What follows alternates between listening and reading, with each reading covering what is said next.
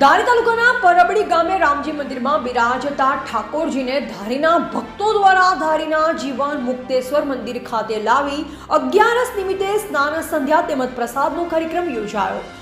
ધારીના ભક્તજનો દ્વારા આજે જલ જીલણી 11 હોવાને લઈ ઠાકોરજીને પરબડી ગામેથી વાતે ગાતે ધારી જીવન મુક્તેશ્વર મંદિર ખાતે લઈ આવ્યા। ઠાકોરજીના સ્નાનનું અનેરું મહત્વ છે। ધારીના જીવન મુક્તેશ્વર મહાદેવના ચરણ પલાળી ચાલતી શેત્રુંજી નદીના પરબડીના ઠાકોરજીને સ્નાન કરાવી ભક્તો ભાવવિભોર બન્યા હતા।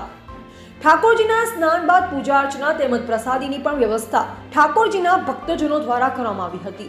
રિપોર્ટર ડામોર વનરાજભાઈ ધારી।